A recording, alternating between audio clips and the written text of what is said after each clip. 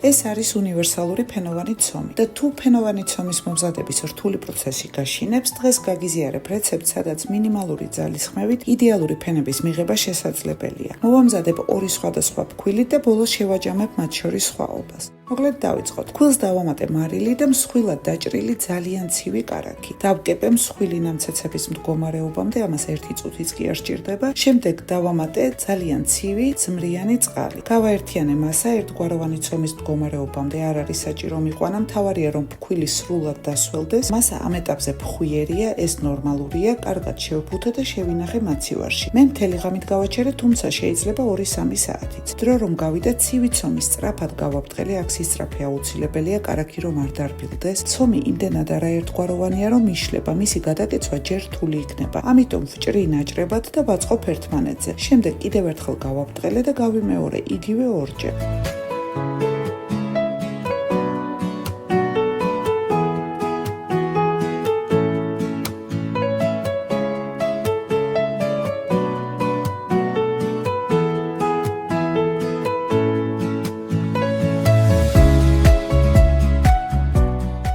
ისევ შევფუთე და მოვათავსე მაცივარში 1 საათით.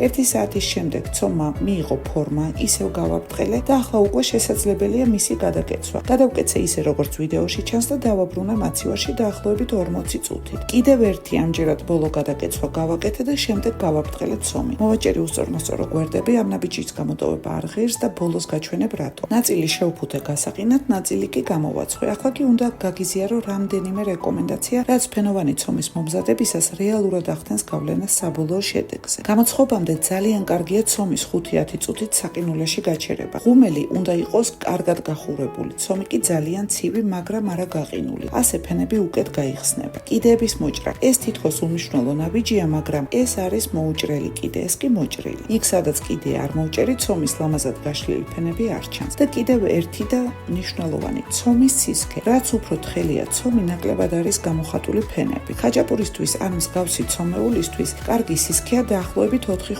მილიმეტრი, მაგრამ ფირფიტების გამოსაცხობა თუ მაღალი ფენოვანი გვჭირდება 1 სანტიმეტრი ან ოდნავ მეტიც შეიძლება. ეს არის 1 სანტიმეტრის სისქის ცომით მომზადებული. კრუასანის ფორმაც ვცადე, ვიცოდი არ გამოვიდოდა, მაგრამ ექსპერიმენტის სახით მაინც გავრისკე. ექსპერიმენტმა არ გაამართლა, კრუასანისთვის ეს ცომი არ გამოდგება. ახლა რაც შეეხება ფქვილს, პირველი მომზადებულია ფქვილი 12%-იანი პროტეინის შემცველობით. მეორე კი პიცის ფქვილით მოვამზადე, პროტეინის შემცველობა 12.5%-ია. ორივე ძალიან კარგია, უბრალოდ პიცის ცომით უფრო კარგად გაიშალა ფენები. ამ რეცეპტით ცომი გამოდის გარედან ხრაშუნა მკაფიოდ გამოკვეთილი ფენებით, შიგნით კი ზომიერად ნოტიო. ხარისხიანი კარაქით კი საოცრად არომატულია. იდეალურია ხაჭაპურისთვის, ლობიანისთვის და არა მარტო. მთელი გულით გირჩევ მოამზადო. მადლობა რომ მიყურე ბოლომდე.